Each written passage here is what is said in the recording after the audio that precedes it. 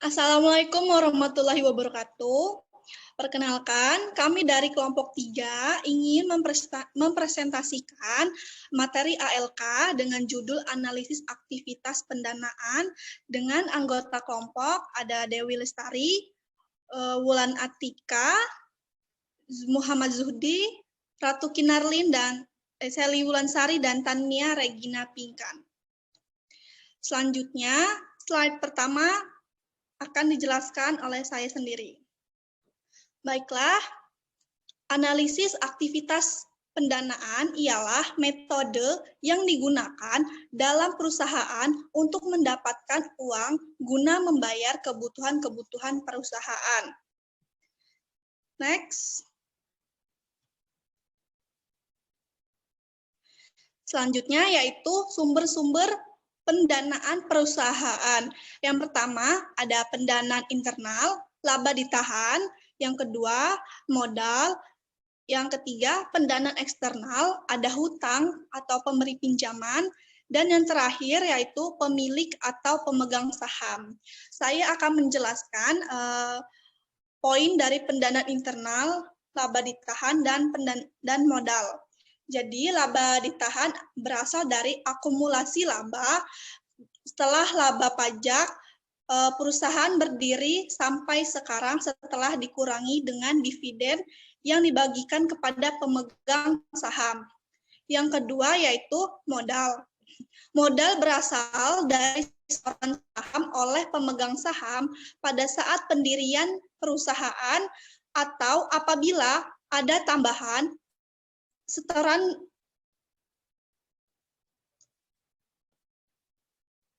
saham dilakukan perubahan besarnya dalam perusahaan. Saya selanjutnya akan dijelaskan oleh teman saya.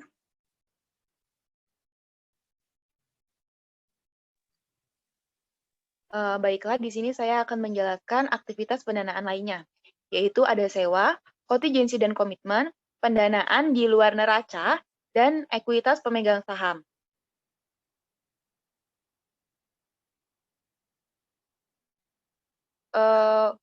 Untuk slide yang selanjutnya, itu ada pendanaan melalui hutang. Pengertiannya yaitu suatu tindakan dari perusahaan untuk meminjam dana dari pihak lain. Pendanaan didapat dari pinjaman dari lembaga keuangan, menerbitkan obligasi, dan menerbitkan surat berharga. Nah, metode pendanaan hutang itu umumnya yang digunakan antara lain. Yang pertama itu ada pinjaman dari lembaga keuangan. Perusahaan mendapatkan pendanaan dari lembaga keuangan seperti bank komersial atau lembaga keuangan lainnya. Ketika mengajukan pinjaman, biasanya perusahaan harus memberikan secara terperinci rencana keuangan yang menyebutkan proyeksi pendapatan dan beban di masa depan. Hal tersebut akan digunakan oleh pihak pemberi dana pinjaman sebagai penilaian kelayakan yang biasanya dilihat dari beberapa faktor, seperti rencana penggunaan dana, kondisi keuangan perusahaan, dan jaminan yang bisa digunakan untuk mendukung pinjaman. Yang kedua, ada menerbitkan obligasi. Perusahaan besar bisa memperoleh sumber dana dari menerbitkan obligasi yang dimiliki, yaitu sekuritas utang jangka panjang yang dibeli oleh para investor. Beberapa perusahaan lebih memilih mencari pinjaman dengan cara ini karena suku bunganya yang bisa menjadi lebih rendah. Nah, yang ketiga dan yang terakhir yaitu ada menerbitkan surat berharga. Beberapa perusahaan juga dapat memilih menerbitkan surat berharga, yaitu sekuritas utang jangka pendek yang biasanya diterbitkan saat kondisi keuangan perusahaan dalam keadaan baik. Waktu jatuh tempo normal antara 3 dan 6 bulan. Materi yang selanjutnya akan dijelaskan oleh rekan saya.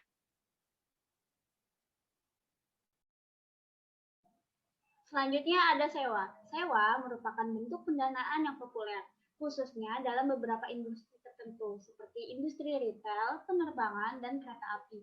Sewa atau lease merupakan perjanjian kontraktual antara pemilik atau lessor dan penyewa atau lessor. Perjanjian tersebut memberikan hak kepada les untuk menggunakan aset yang dimiliki lessor selama masa sewa sebagai balasannya. Les membayar sewa yang disebut pembayaran sewa minimum.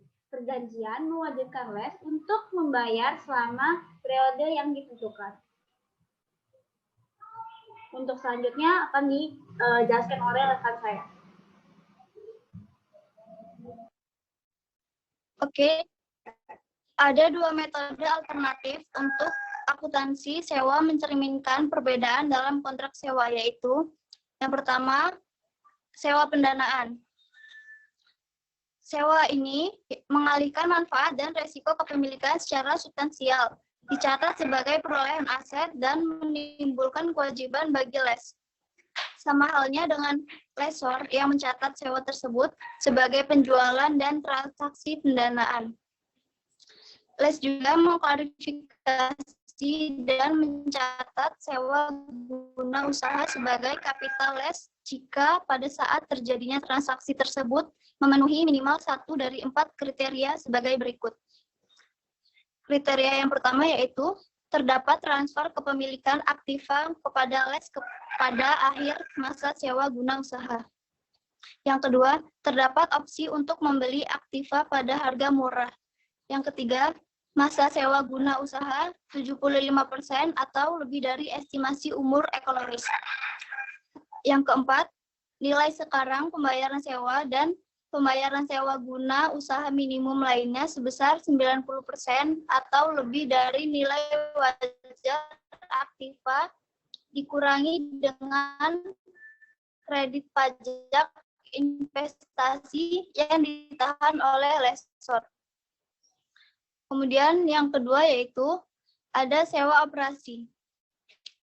Sewa operasi yaitu sewa yang tidak termasuk di dalam kriteria di sewa pendanaan, tidak satu pun terpenuhi.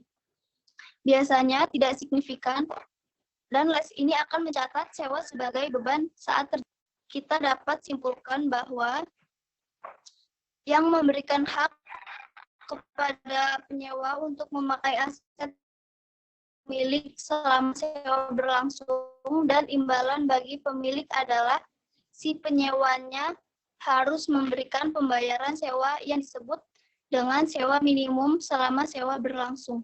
Rekan saya.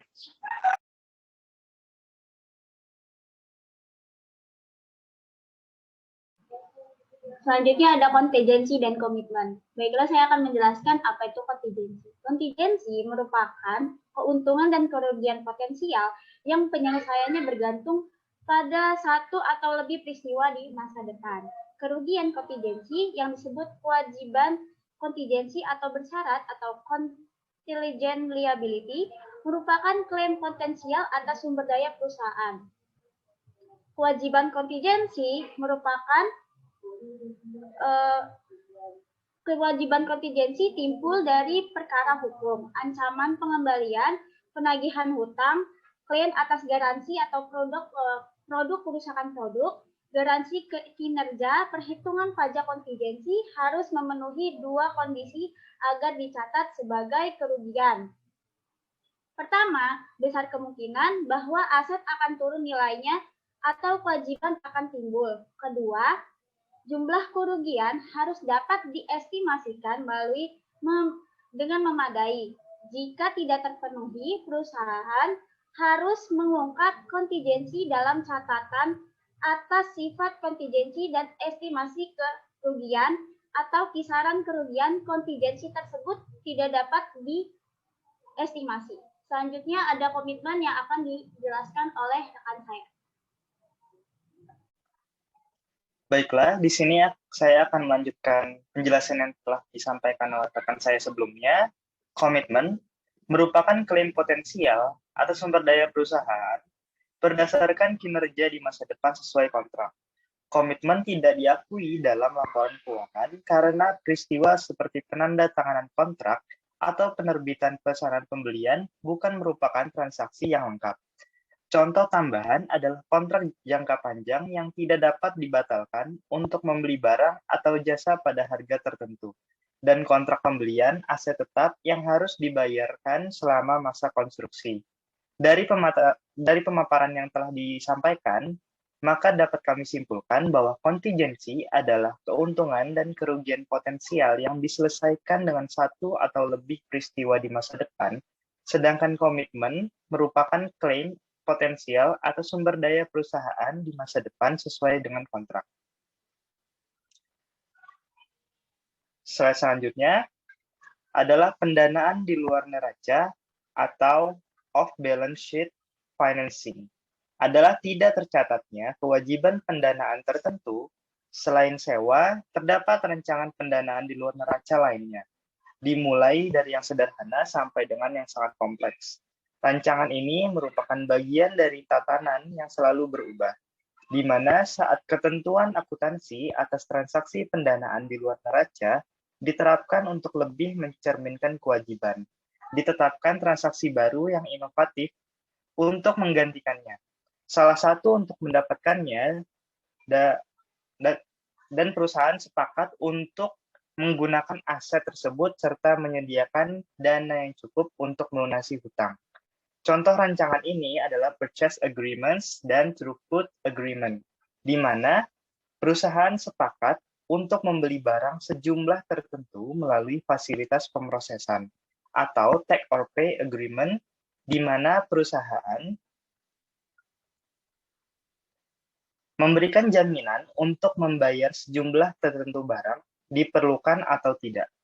Perusahaan menempatkan transaksi ini sebagai investasi dalam ekuitas dan tidak mengkonsolidasikannya dalam laporan keuangan.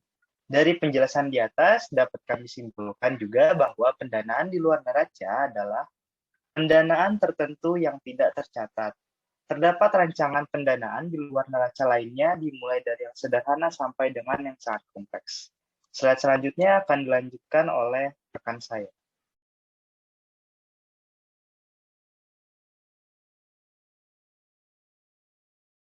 Terima kasih atas kesempatannya. Di sini saya akan menjelaskan materi terakhir dari presentasi kita kali ini, yaitu ekuitas pemegang saham. Jadi, ekuitas yang kita bicarakan saat ini itu mengacu pada pendanaan oleh pemilik atau pemegang saham perusahaan. Ekuitas dipandang klaim pemilik atas aset bersih perusahaan. Klaim pemegang sekuritas ekuitas umumnya di bawah para kreditor, yang berarti klaim kreditor dipenuhi terlebih dahulu. Umumnya terdapat variasi senioritas klaim pemegang saham atas aset bersih yang bersangkutan. Pemegang saham dihadapkan pada resiko tinggi perusahaan. Pada saat yang sama, pemegang saham memiliki kemungkinan pengembalian maksimum karena mereka berhak atas seluruh pengembalian setelah hak kreditor terpenuhi.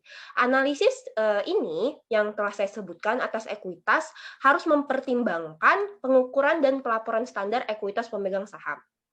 Pentingnya analisis pengungkapan tersebut ialah untuk mengingatkan kita adanya potensi kenaikan jumlah saham yang beredar. Dampak dari ilusi pada laba dan nilai buku per lembar saham bergantung pada faktor-faktor seperti jumlah yang diterima atau hak lain yang diberikan saat konversi sekuritas dilakukan. Harus diakui bahwa dilusi merupakan biaya nyata atau arus kas keluar bagi perusahaan yang biayanya sedikit diakui secara formal dalam laporan keuangan. Akun-akun dalam ekuitas pemegang saham umumnya tidak mempengaruhi penentuan laba, sehingga tidak banyak mempengaruhi analisis laba yang telah dilakukan. Informasi yang lebih relevan bagi analisis adalah komposisi pos modal pada pembatasan-pembatasan yang berlaku. Komposisi ekuitas penting karena dapat mempengaruhi hak sisa atau saham biasa, serta hak resiko dan pengembalian bagi investor ekuitas. Hak tersebut meliputi hak partisipasi dividen, hak konversi, serta berbagai opsi dan kondisi yang mencerminkan sekuritas yang kompleks yang sering diterbitkan karena kesepakatan merger. Sebagian besar merupakan ekuitas yang memiliki dampak dilusi yang telah saya sebutkan di atas. Perubahan tersebut penting untuk disusun ulang dan dijelaskan dalam akun modal di suatu perusahaan. Jadi dari pemaparan saya tentang ekuitas pemegang saham, dapat disimpulkan bahwa pemegang saham dihadapkan pada resiko tinggi perusahaan. Pada saat yang sama, pemegang saham memiliki kemungkinan pengembalian maksimum karena ketika mereka berhak atas seluruh pengembalian setelah hak kreditor terpenuhi. Sepertinya kelompok kami telah menjelaskan semua materi yang telah harus kami jelaskan. Kami akhiri presentasi kami pada pagi hari ini. Mohon maaf apabila terdapat kesalahan. Saya akhiri. Selamat pagi. Wassalamualaikum warahmatullahi wabarakatuh. Terima kasih.